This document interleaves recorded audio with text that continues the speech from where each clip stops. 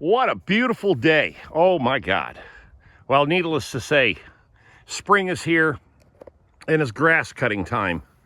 Oh yeah, 4 acres I went after today. But I got something really cool to show you outside of a beautifully cut lawn. Oh yeah. Hey guys, how's everybody doing? Hope everybody's doing well. First off, thank you very much for commenting on my new car. Oh yeah.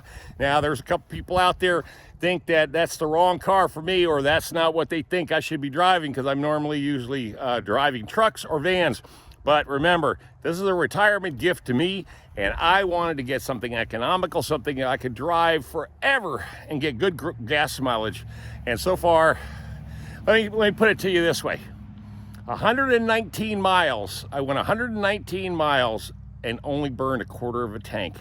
And that'll tell you that I should get about 440 miles to a tank. That's pretty damn good. I would never get that in a van. But let me show you something really cool. Now remember this land over here next to me, right? The one that was up for sale for so long. Well, the Latino gentleman that bought it paid $40,000 for it. Okay, paid cash. I introduced myself to him. I met him. I met him and his daughter. Okay, he told me that's what he does. He builds, he repairs, he remodels, and he works for a construction company. Okay, been with him a long time. And he's doing this place by himself in his spare time. Now, I took the lawnmower and I purposely came over here and cut this big chunk of grass that was really just a nuisance because he doesn't have a lawnmower. So anyway, I went ahead and just did a favor. I was cutting grass today, so I came over here and I cut a big part of his backyard so he can move around, because it was bad, man. It was really, really tall. And I just wanted to show some love. You know, show my neighbors some love. But look what this guy's doing. He's remodeling everything, inside and out. I mean, he's going after everything. He's laying concrete. He's digging into the foundation. I mean, he's already poured the slab. He's already cutting into the house, the walls, looking at the joists, see what's rotted, what's not. But yeah.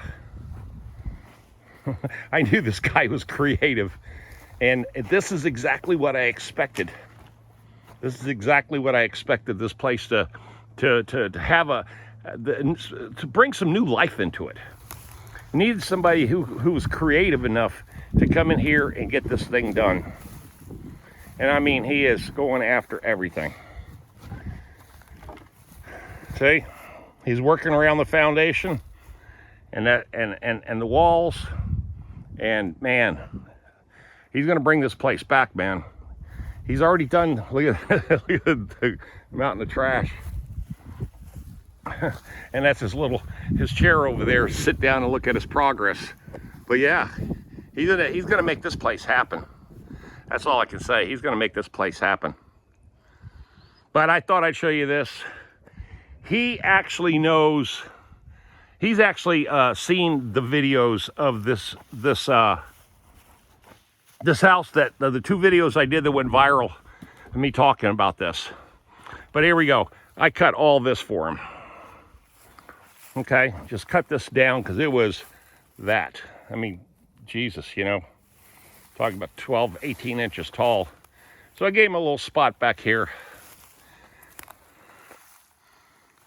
Get him started, because that stick gag mower of mine will cut the hell out of this tall grass with no problem, as long as I don't hit anything.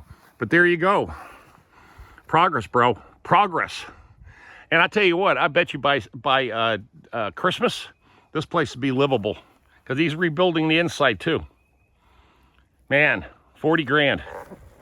Now, I know a bunch of you would have jumped on this place if you'd have known that this had this potential. But there was a lot of bad news. There was a lot of bad news about this place, the septic. He's already cleared it out. He cleared the tree that was growing through. He's already cleared it out and plastered the inside of the septic. I mean, the guy says he could build or rebuild anything. That's what he told me. I believe him now.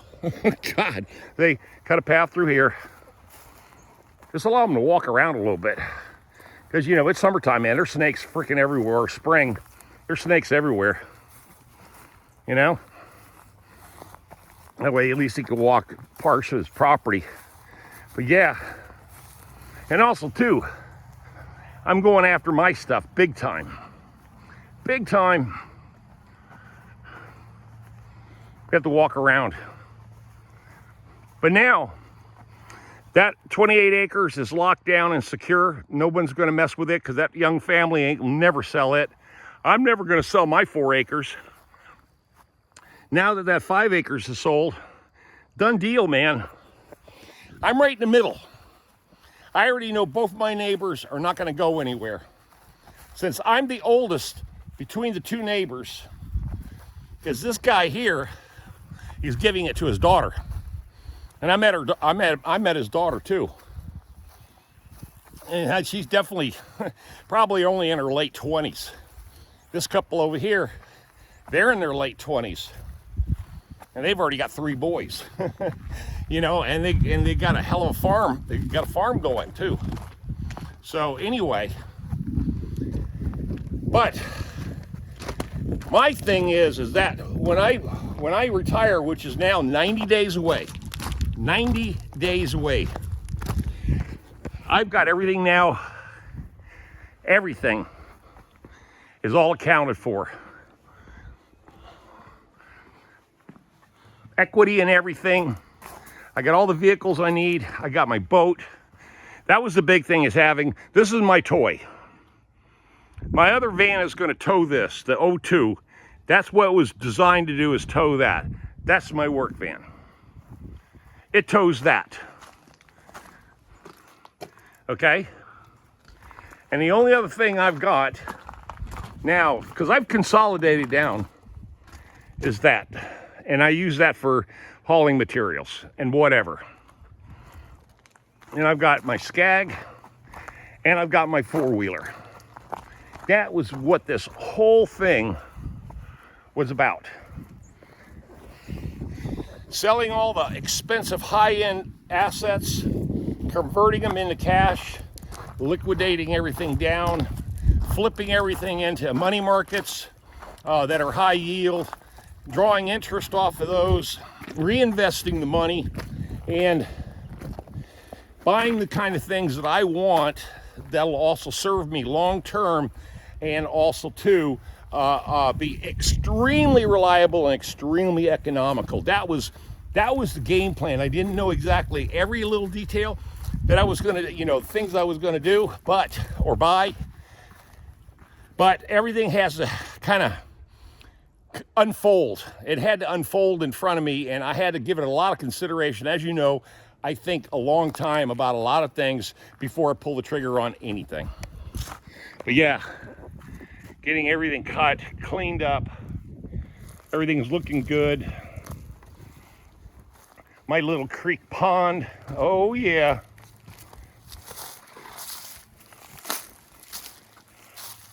The little water lilies, oh yeah, you know, it's one day I'll figure out, put some rubber seal in here or some whatever that stuff is, and it'll be filled up, be a nice little, you know, little pond. But the big thing is that it stops this massive erosion on this land, because that's what this was all about, was from the very top up there, the water would come down and carved all of this. So when you get over to the other guy's land, that trench is huge, huge, huge. But there we go, look at this. Man, this is cleaned up. Really cleaned up. And it took me, oh God, it's 2:30 now. I got out here at 10:30, so 4 hours to cut 4 acres. And also to help the neighbor out and cut that little patch of his backyard. Clean him up. Beautiful black walnut, man.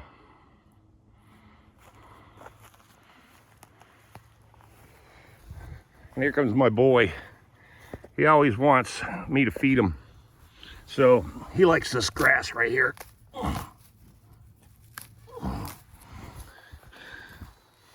There you go. Yeah, you're welcome. Sorry, I cut most of it down. Usually I get them big handfuls. She likes that stuff. And the Three Stooges are around here. They've been hanging with me all day. But look at this place, man. It's beautiful.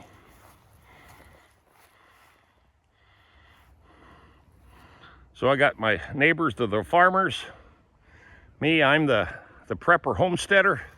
And then now we've got the neighbor over there who's the contractor and setting his daughter up for the future. 40 grand, an old house and 5 acres. You can't beat that, bro. See, I knew it. There's still deals out there if you're willing to look.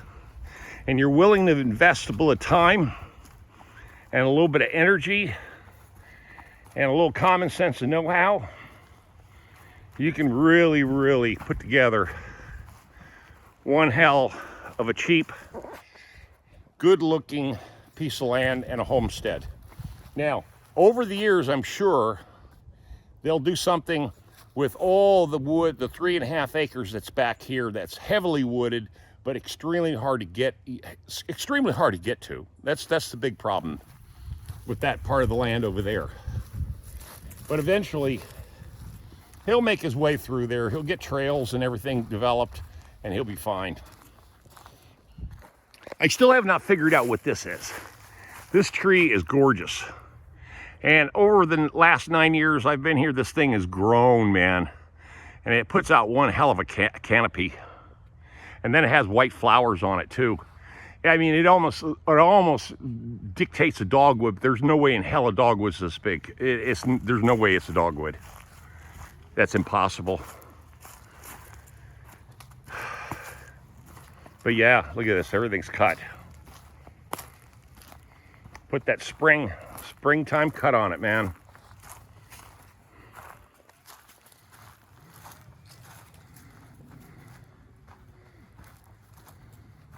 Hope everybody's doing well and things are going well for you in your world. I can't complain about mine. Everything is working out according to plan.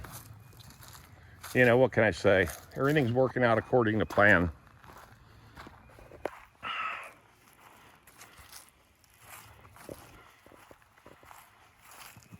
And then too, now we know the exact property line too. That was a blessing. That's a blessing.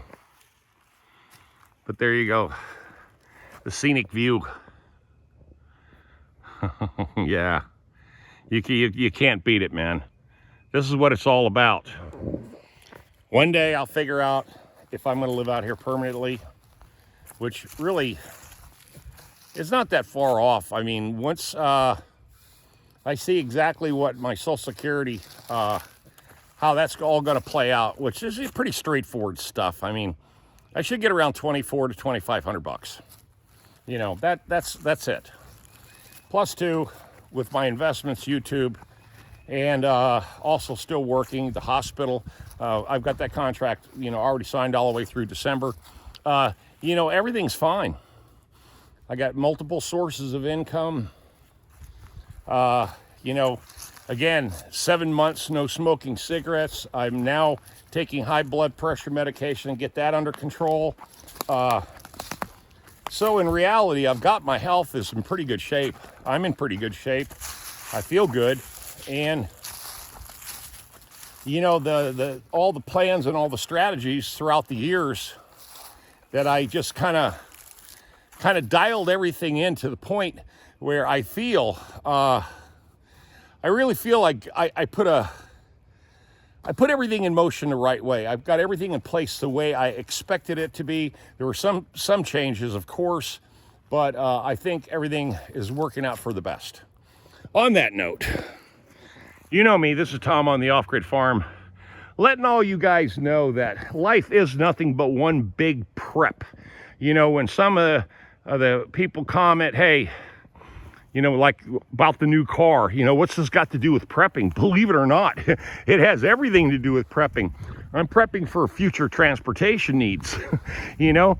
So remember, prepping is an abbreviation for preparing yourself for anything, and that life can throw at you. So on that note, leave your comments down below, thumbs up, share, like, subscribe. You know me, I'm Tom here at the Off Grid Farm saying, y'all stay tuned and stay blessed.